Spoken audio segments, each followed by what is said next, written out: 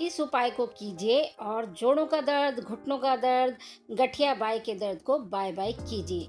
नमस्कार, easy home tips में आपका स्वागत है। मैं संतोष चौहान। चलिए चलते हैं अपनी वीडियो की तरफ। तो देखिए, मैं जो नेचुरोपैथी का कोर्स कर रही हूँ 3.5 साल का, DNYS यानी diploma in naturopathy and yogic science. तो हमें उसमें यही सिखाया जाता है कि ना हमें आयुर्वेदिक दवाइयाँ खानी पड़े और ना ही हमें एलोपैथिक दवाइयाँ खानी पड़े। तो हम नेचुरल तरीके से जो हमारे खाने पीने की चीज़ें हैं उन्हीं से, अगर हमारे शरीर में कोई बीमारी आ गई है तो उन्हीं सब खाने पीने की चीज़ों को इस्तेमाल करके हम कैसे अपने शरीर से जो बीमारियां हैं उनको दूर कर सकते हैं। तो 3.5 साल का जो कोर्स है ये मैं कर रही हूँ और इसमें हमें यही नेचुरल तरीके से सब चीज़ें सिखाई जाती हैं। अब देखिए, सबसे जो पहली चीज़ है वो मैं ले रही हूँ काली मिर्च। तो काली मिर्च में ब्लड सर्कुलेशन को इम्प्रूव करने की बहुत ज़्यादा ताकत होती है। आपको पता है घुटनों में, जोड़ों में दर्द किस कारण से होता है? जहाँ पर हमारा ब्लड सर्कुलेशन सही नहीं होता, ब्लड ठीक से नहीं पहुँच पाता, वहीं पर हमारे घुटनों और जोड़ों में दर्द होने लगता है। और जिन शरीर के अंगों में जो ब्लड है उसका सर्कुलेशन ठीक नहीं होता तो वहाँ की ग्रीस खत्म होने लगती है, इसलिए हमारे जो जोड़ों में दर्द होने लगता है। तो काली मिर्च बहुत शक्तिशाली होती है ये हमारे ग्रीस को बढ़ाने के लिए, क्योंकि ब्लड सर्कुलेशन जब सही होगा तो वहाँ की जो ग्रीस है वो भी अच्छी होगी। और काली मिर्च जो हमारी हड्डियों की डेंसिटी होती है उसको भी बढ़ाने में बहुत सहायक होती है। बस ये है कि आपको मात्रा सही लेनी है और आपको तरीका जो हम बताएंगे वो तरीका आपको लेना है। अपने तरीके से आप किसी भी तरीके से काली मिर्च खा लोगे तो वो आपको नुकसान कर सकती है। तो जिस चीज़ में इसको इस्तेमाल करना है वो चीज़ आपको पता होनी चाहिए और मात्रा पता होनी चाहिए कि मात्रा कितनी होनी चाहिए। तो ये सब चीज़ें जब पता होती हैं ना, तभी इनका जो फ़ायदा है वो आपको मिल पाता है। अब दूसरी चीज़ हम लेंगे अदरक। अदरक में micro nutrients, vitamin A, E, B12, calcium, vitamin D भरपूर मात्रा में पाया जाता है और इसमें इन्फ्लामेटरी गुण होते हैं। यानी जो सूजन हो जाती है ना, जोड़ों में सूजन होती है, घुटनों में सूजन हो जाती है, तो उस सूजन को ये जो अदरक है ये कम करेगी। तो कहीं भी सूजन हो, मतलब शरीर के पूरे जो जोड़ होते हैं कहीं भी सूजन आती है तो अदरक का इस्तेमाल हम इसीलिए ही कर रहे हैं। और हाँ, अदरक का जब भी आप इस्तेमाल करें तो अदरक को काफ़ी अच्छी तरह से धो लेना चाहिए, क्योंकि अदरक तेजाब से धोई जाती है तो इसमें तेजाब नहीं होना चाहिए। इसको बहुत अच्छी तरह से आप धो लेना, छिलका उतार कर भी एक बार धो लेना। अगर देसी अदरक आप लेते हो ना तो उसको तेजाब से नहीं धोया जाता है। अब देखिए, हमने क्या करना है, एक पर्सन के लिए मैं खुराक बता रही हूँ और ज़्यादा के लिए बनाना हो तो इसी अनुपात में आप बना सकते हैं। 4 लेनी है आपने काली मिर्च, 4 काली मिर्च से ज़्यादा नहीं लेनी है। और काली मिर्च वात, पित्त, कफ तीनों को बैलेंस भी करती है। तो इसको हम कूट लेंगे।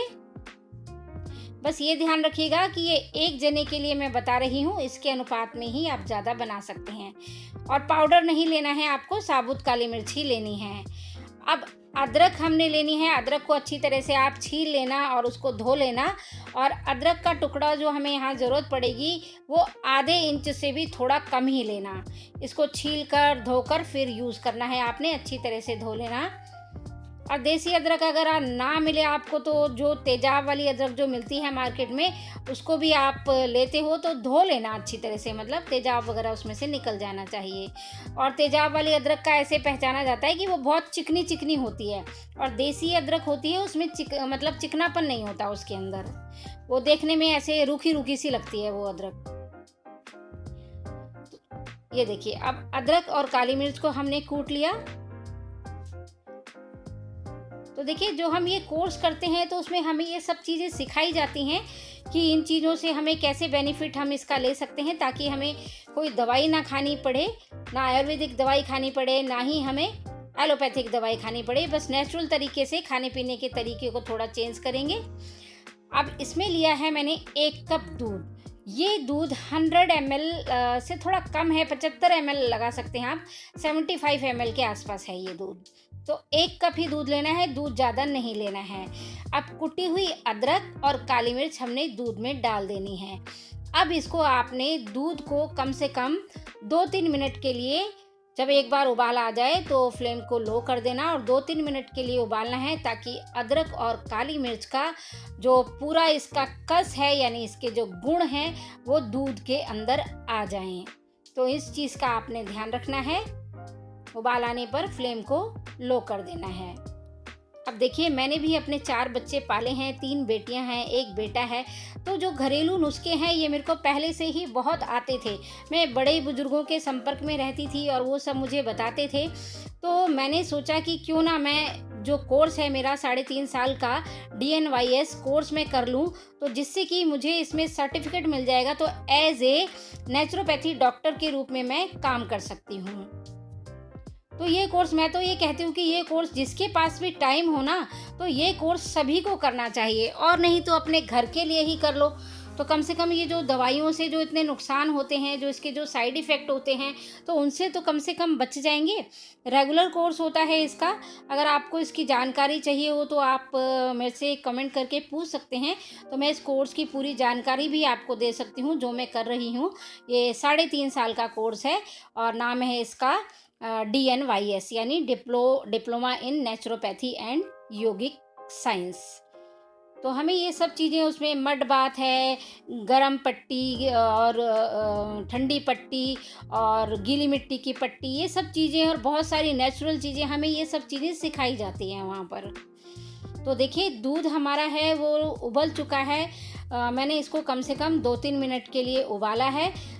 अब देखिए, इसमें जो डायबिटिक पेशेंट हैं वो तो मीठा ना डालें, पर जिनको डायबिटीज़ नहीं है वो इसमें थोड़ा सा मीठा करने के लिए मिश्री डाल सकते हैं, धागे वाली। मैंने मिश्री को तोड़कर इसके अंदर जो धागा था वो मैंने निकाल दिया। तो जितना मीठा आप पसंद करते हो उतना मीठा आप डाल सकते हैं। तो थोड़ी सी मिश्री मैं इसके अंदर डाल रही हूँ, और इसके बाद थोड़ा सा हम दूध को हिला देंगे और गैस को कर देंगे बंद। तो गरम दूध में, जब दूध पूरा हमारा पककर तैयार हो जाएगा, तो गरम दूध में जो मिश्री है वो घुल जाएगी। और अब मिश्री डालने के बाद एक उबाल मैंने इसमें दे दिया है, गैस को कर दिया है बंद। अब जब दूध हमारा थोड़ा गुनगुना पीने लायक हो जाएगा, तब हमने इसको पीना है। तो दूध को हम छान लेंगे। दूध ठंडा हो चुका है। अब देखिए, आपने इसको पीना कब है। इसको रात को आप पी सकते हैं, सुबह खाली पेट भी ले सकते हैं, और इसको पीने के 1 घंटा बाद आप नाश्ता करना। पर रात को पियेंगे तो ज़्यादा अच्छा रहेगा, क्योंकि नहीं तो आपको नाश्ते में सुबह 1 घंटे रुकना पड़ेगा। तो रात को जब आप खाना खा लेते हैं, तो खाना खाने के 2 घंटे बाद आपने ये दूध लेना है। अब देखिए, इतना 1 कप दूध था, इतना कम हो गया है, तो इतना ही दूध आपने लेना है, इससे ज़्यादा दूध नहीं लेना है। और हफ्ते में केवल 3 दिन आपने लेना है, 3 दिन से ज़्यादा इसको नहीं लेना है। और हाँ, इसको 2 महीने तक आप कंटिन्यू कर सकते हैं। सर्दियों में ज़्यादा कर सकते हैं, पर अभी गर्मी है तो 2 महीने लगातार ले सकते हैं। पर वीक में कितना लेना है? वीक में आपने केवल लेना है 3 दिन। तो देखिए, वैसे तो सारी बातें मैंने बता दी हैं। कुछ रह गया हो तो कमेंट ज़रूर कीजिएगा। अगर वीडियो पसंद आई हो तो लाइक और शेयर ज़रूर करना। वीडियो देखने के लिए आपका बहुत बहुत धन्यवाद।